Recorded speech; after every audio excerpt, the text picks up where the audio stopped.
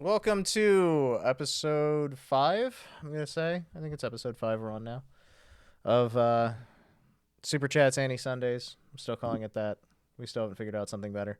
Next week we won't be doing this. I will be away on a trip.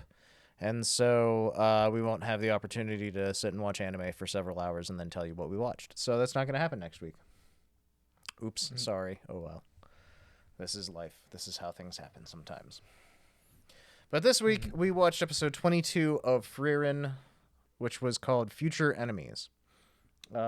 This was kind of a nice, calm episode between the storms. The eye of the storm, kind of. Yeah. This was an episode of just kind of walking around town, seeing what all the side characters are like when they're not fighting to the death inside a barrier. Exactly. So the first test is over. The second test has not yet begun for the first-class mage exam that they're doing. So we get to catch up with Stark, who is not a mage. He's just been hanging out in town this whole time, sleeping in late, doing whatever he needs to. Yeah. And so basically, even though he was in here at the beginning of this episode, by the end of it, he gets abducted by the white-haired mage from the first test, and they're like, we're going to borrow this guy, and everyone's like, okay. It's like, we need a frontliner. You're coming with us. Yep. And so he goes with those guys to kill some giant, I don't know, pigs or something, I think is what they were. But either way, everybody else from the first test that survived and made it through and is on to the next test, we follow like the 3 or 4 major parties, more or less, that we had seen a lot of before. Yeah. Denkin, the old guy, gathers the rest of his team from the first one. Richter comes along, like, unwillingly almost. He's an old guy doing old guy things. He just wants to go around and socialize with everyone and, make friends. Yep. And so he gathers his group and they go to eat. Frieren is with Fern and Stark and they go to eat. And then they all end up in the same place, along with Ubel, the green-haired girl, and the sneaky illusion boy guy. Yeah. So it's there's not a whole lot that happens this episode. We get some backstory on some folks. We see a little more of like Himmel the hero and why he wanted to be remembered and all this other stuff. Mm-hmm. But it's a slow episode. It's much like the early parts of Frieren in this time around, where we're contemplating, we're thinking, we're just kind of looking around and seeing the world a little bit. It's nice. It's a good break from all of the action that we've had the last few episodes.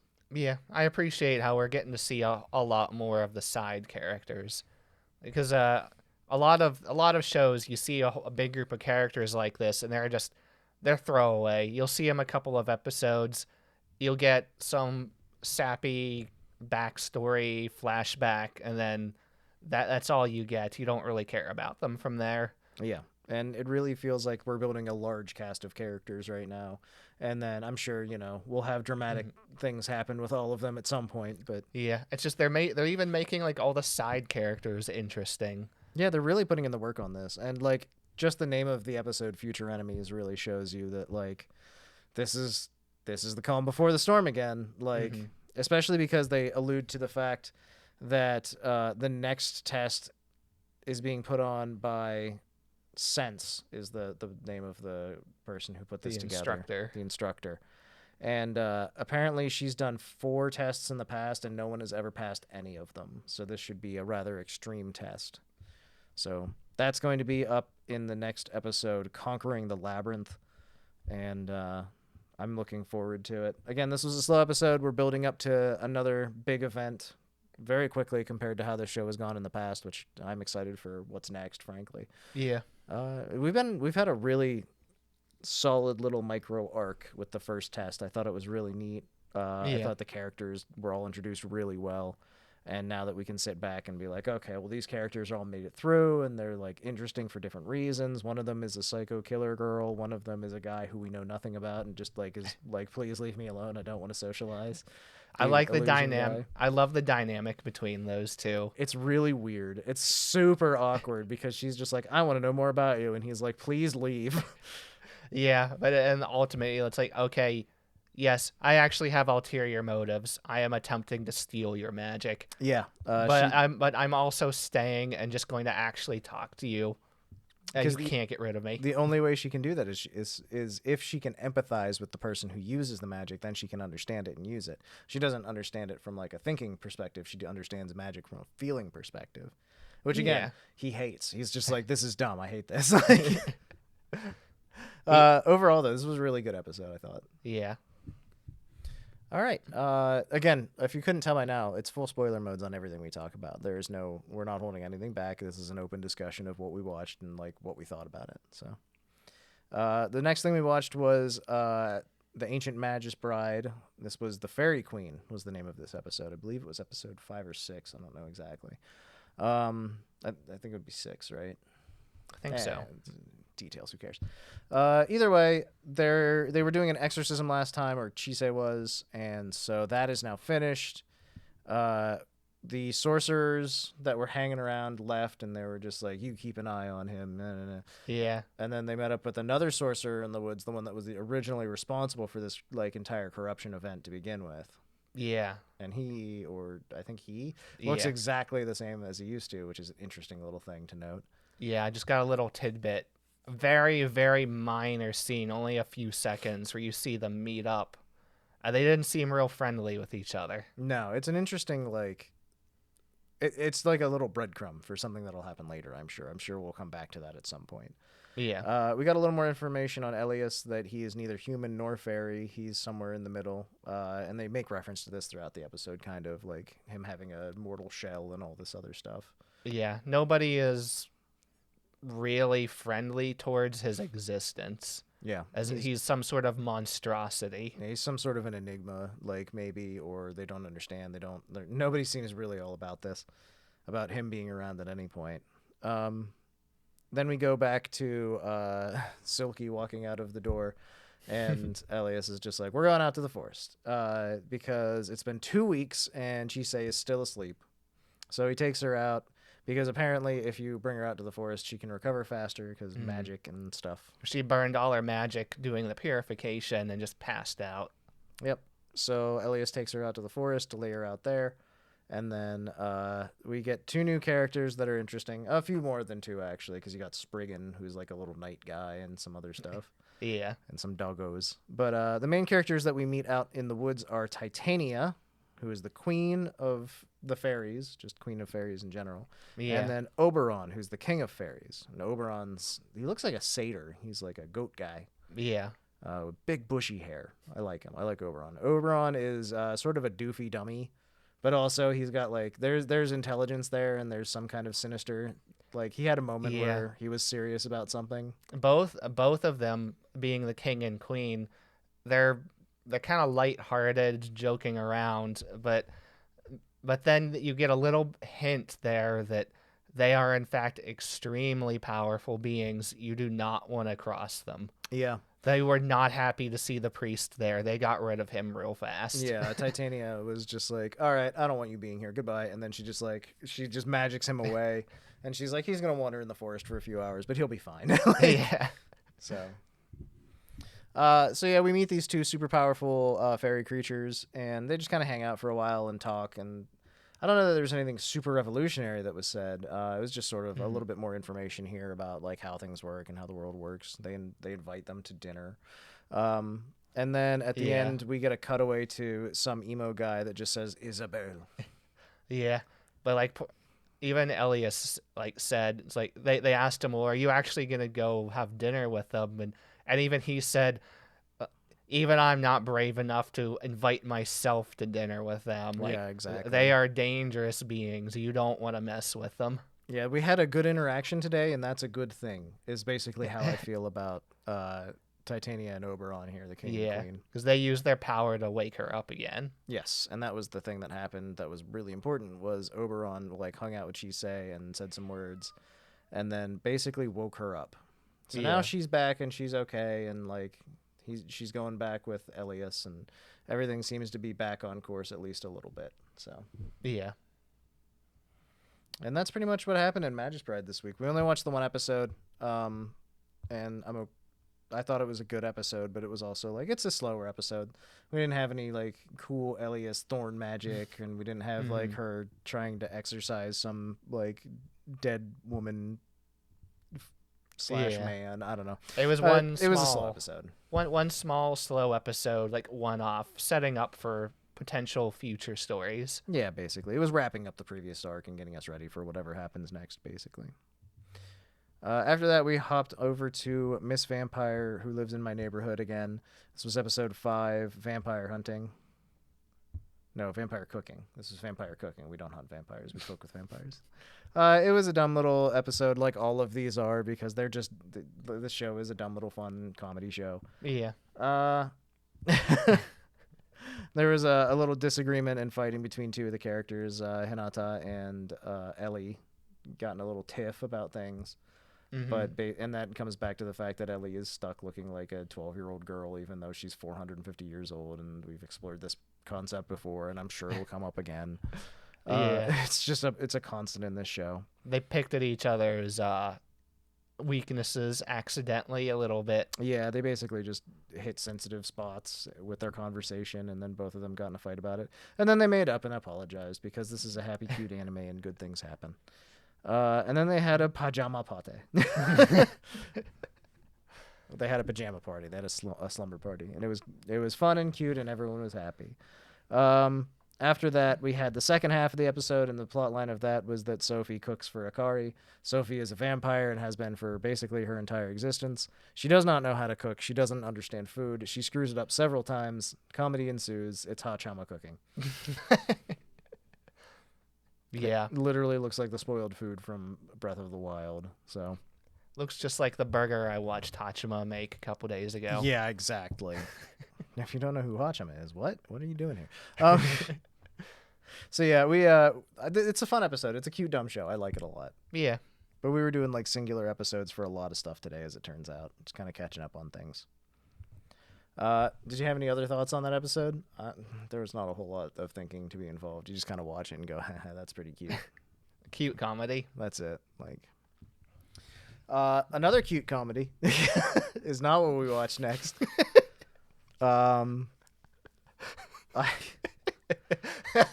heard about this show, and I didn't look into it far enough, as it turns out, before just like grabbing a couple episodes to watch, and we watched them. So I saw people were talking about this on Twitter and social media, and were very angry at it. And I'm like, okay, Twitter's mad at it. That means one of two things: it's a really good show, or it's a really horrifying show that's really good.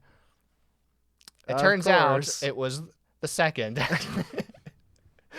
We're talking about Gushing over Magical Girl, which I have now actually Googled after watching a couple episodes of. Too late. Far too late. And I now know that there's 3 different versions. There's the normal version, which they show on TV. There's the Gushing version, which is uncensored. And then there's the like super gushing version or whatever. I don't know. Which is gonna won't even be out until the Blu-rays. Yeah, and that version is literally porn, I imagine. The version we watched was literally porn. Like, don't get me wrong. I've seen Ichi shows before. Fuck, I watched Seikon no Quasar back in the day for a few episodes, and that show's literally about sucking on tits. So, like. But that's where this show is. There's a lot of... If you were watching the uncensored version, which we were smart enough to do, because I was like, how bad will it be? Yeah, it's just BDSM porn, basically. It goes... Every episode has 2 arcs. The first half of the first episode is establishing how things go, and then there's a bondage scene with a plant monster. In, like, the first 10 minutes. Yep. And then the second half of the episode is more establishing how this world works. And then a tickle fetish scene where everyone's bound up and they get tickled. And that's what you need to know about this. The important things about this show, I guess, like how the show works and how it's set up is the main character really loves magical girls. And she kind of was just like, it'd be great to be one. And then a mascot character shows up and is just like, you're going to be an evil magical girl. Sign my contract. Yeah. Also, this isn't a good contract, by the way. Also, you already signed it. You're an evil one now. Yes. And so her thing is that she basically grabs the main characters and forces them into bondage situations. She spanked the ever-living heck out of them in the first, 10 minutes of the show. The evil QB is just like, hey, you're going to do this. and you don't have any choice. I will literally blackmail you. Yeah, her mascot blackmails her into doing this because she's like, I don't want to be mean to them, and they're like, do it or I'm gonna show everyone your transformation scene. And she's like, oh, I guess I'll do it. And then she starts to like it. Yeah. Guys, she sort of likes it a little. It feels kind of good. Yeah, that's the entire setup for this fucking show. And she just keeps doing things like progressively worse and worse, and eventually she's like, I don't care anymore. I don't want to do this. And Evil QB is just like, hey, I've been recording everything you've been doing. I have more blackmail now. Yeah. Let me just say, I was taking notes. I always take notes while we watch anime now, so that I can like make sure I'm talking about the important things. I stopped taking notes, like, because I was like, we're not going to keep talking about this fucking show because I don't feel comfortable watching this with other people. It's basically where it comes down to, because we watched the second episode too, and the only note that I took is this is literally porn. Like that's all this is. It feels like. So yeah, it's a little extreme. I will say, if this is the kind of show you're looking for, it's really good. I guess, yeah, because like the comedy hits really hard. It's actually really funny, and like the main character is super engaging and stuff, but it's also just like, wow, she's being blackmailed into degeneracy. Like, yeah. It's sort of fucked up. I understand why Twitter hates it, if nothing else, but yeah. I'm going to be completely honest. If I actually intend to watch more of this show, I'm just going to wait for the Blu-ray to come out and watch it as actual hentai. There you go. That's what you're going to have to do. It's already hentai anyway. I may as well just wait and go all the way with it. Yeah. It's, I would recap the second episode, but I don't want to. And frankly, if this is what you're looking for, you know how to find it anyways. It's available on the internet. It's available on major streaming services like High Dive, for instance. Yeah. So uncensored on High Dive. This is one of those things where I'm just going to say this was a fun thing to watch a couple episodes, and it's really funny, and like I'm just gonna walk away from it now, and we're gonna pretend this never happened. Okay, everybody? But you have 2 more episodes downloaded. I don't know what you're talking about. I'm walking away from this. Thank you, everybody, for checking this out with us. All right. After that, and some dinner, we watched Solo Leveling episodes 4, 5, and 6. Main character man has now gotten stronger, and he's fighting wolves, and he punches the wolves, and that doesn't work. And then he opens his inventory, pulls out. Oh, sorry. Did you want to give your final thoughts on the porno that we watched? I completely skipped over. Did you have any? I don't know. You know what to expect when you're watching this. It's high quality. It is. I'll give it that. Like, it's really well made. It actually has an interesting story. That's the thing. Is like, this is one of those ones where I'm like, man, I wish they'd either done it like 100% or 0%. I don't know what this is. Oh my god. All right. Solo leveling though, he beats up wolves and kills them. He gets stronger. He's leveling up. He's like level 18 at this point. He then has to fight the boss of the instance he's in, which is a big ass snake. He fights the big snake. It takes him a while, but eventually he gets really angry and kind of goes Super Saiyan, and then like literally gives up on trying to stab the snake and just grabs it around the neck and like rips its throat out. Which was pretty cool. It was pretty cool. This show is a pretty cool show. The fights are really nice. Yeah, the fights are fucking epic in this show. I've been enjoying the ever-living crap out of it. Mm-hmm. I'm ready for more. They always leave us on a cliffhanger, and then whatever happens is just like I just end up like salivating. Like, I need what's next. Come on. You actually see people like getting hurt in this show. Oh yeah. You don't just get punched and they keep fighting. Like, no, they get hurt. So they get hurt, they get killed, they get maimed. Like, there's real consequences for a lot of the characters. But he beats the snake and levels again and gets a cool dagger that has status effects and stuff. Anyways, after all of that, he's out, and there's been a breach, and there's a big golem stomping around downtown. So he throws what's left of his sword at it, and then that breaks its like defenses down, and then everybody else that was already fighting it manages to take it out. But he's the one basically, like, all he did was throw a chunk of a sword, and then that solved the battle. because he is now strong. He's gone from the weakest man on Earth to a very strong guy, at least, you know. Yeah. Next up, he needs money because he has to make rent. That's the next episode.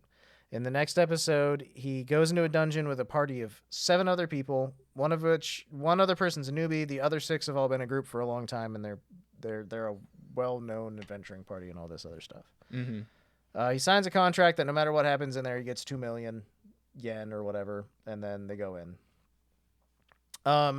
It's a sketchy deal. Everything seems really sketchy about it. It's whatever. But no one knows how strong he actually is. Everybody still thinks he's the weakest guy in the world, right? Yeah, he's just kind of here. It's like, hey, C rank dungeon. I've never been in one before. I am horrified to even try and go into one of these. This is like the perfect chance. He's literally getting paid to walk in and watch and do nothing. Yes. Or so it seems. They get in and they get attacked by ants and they fight the ants. It's a good fight scene. But they find out the ants aren't the boss. They go further in and they keep finding hurt ants and all this other stuff. And eventually they find a spider's nest full of mana crystals. Mana crystals being valuable. Everybody, the 6 people of the original party, are like, we're gonna go get supplies. Just hang out here. And then they blow up the entrance because they're going to they're gonna let these 2 guys get killed so that they can make more money off of this, right? Yep, less people to split it with, and also loot the bodies. Exactly. So it's a betrayal. Who could have seen this coming? It was super foreshadowed the entire time. Like the contract they signed at the beginning, or like, hey, just you get paid to do nothing. There's no risks. Don't read it. Just sign it. Come in. No liability, et cetera, et cetera. After that point where they're like, we're being betrayed, main character man decides, I'm going to fight the big spider. He fights the big spider. There's a moment where he's about to die again, but he still has a full heal from his dailies that he didn't use earlier. So he cracks his full heal, and then he kills the spider by stabbing it in the eyeball like 40 times. All these, they're just video game mechanics. Nobody else has this. Only this character can do this kind of stuff, and he's just using it to his advantage. That's exactly it. So after he kills the spider, the betrayer guys are all back. They came in through a different entrance, and they talk to the other guy who was with main character, and the other guy is he's like D rank, but he has really good armor and swords. So they're rich guy. Yeah, he's a rich guy. So. But after seeing the main character fight the giant spider, he's now terrified of the main character. Oh, yeah. Rich guy is very scared of main character. And then the betrayers show up and they're like, oh, my God, the rich guy's armor and sword must be really powerful and have effects. And that's how the spider got killed. So they try and kill main character to get him out of the way because they're like, kill the weakling and then we'll try and fight the other guy.